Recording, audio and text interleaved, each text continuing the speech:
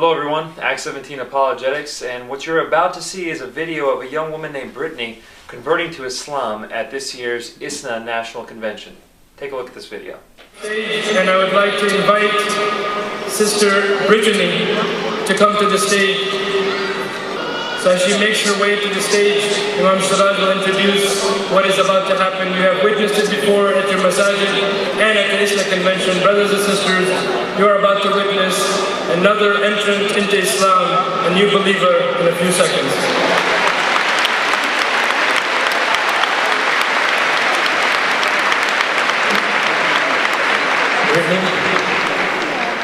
May Allah the Almighty bless you. You're about to do perhaps the greatest thing ever that you do in your life. And that is to bear witness of the oneness of your Lord, your Creator Allah. And to bear witness that Muhammad is his messenger.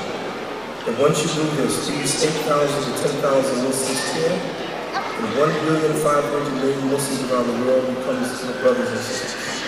Are you ready to do that? Yes. So take the mic.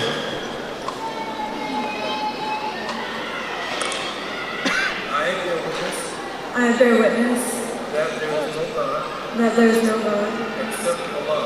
except Allah. I bear witness that Muhammad is the messenger of Allah. is the messenger of Allah. Ashhadu Ashhadu an la ilaha ilaha illallah. illallah. Ashhadu Ashhadu anna anna Muhammad Muhammad Rasulullah. Rasulullah. Welcome to the Court of Islam.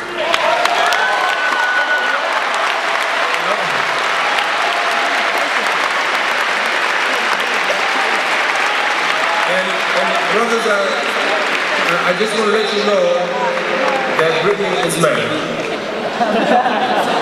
This is her husband right there. And I want to make sure everybody hugs her before she leaves. Thank you. That's her husband.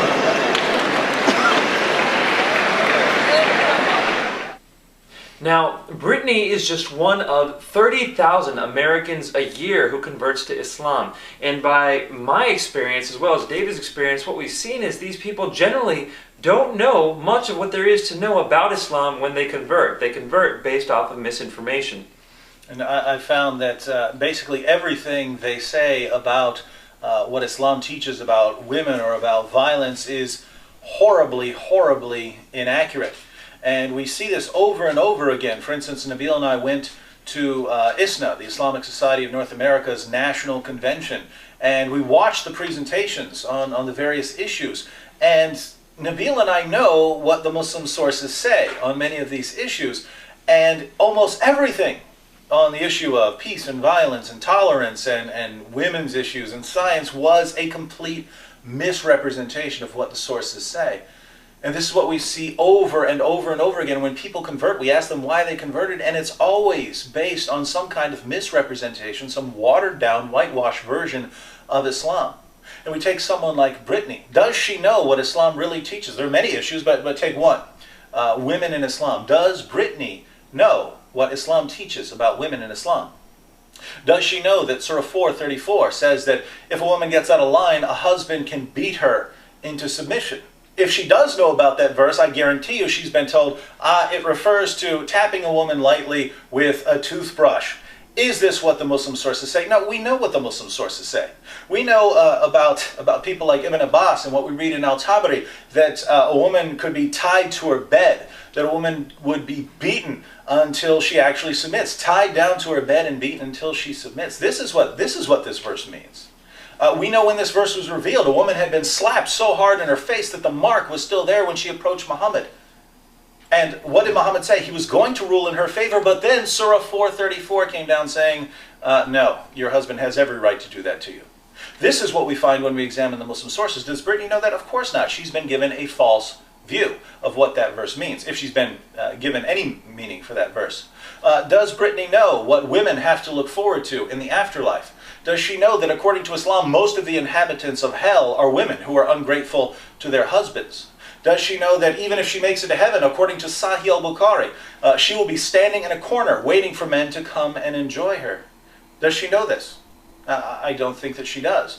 Does she know that according to Islam, women their testimony is worth half that of a man. Why? Muhammad gives the reason: because they are intellectually deficient. Women aren't as reliable in court because they're stupid. That's according to Muhammad. How can you reject what he says?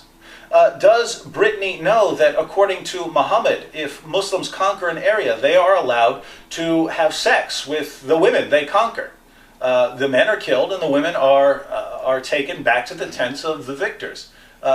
Does she know that Muslim men can rape their female captives?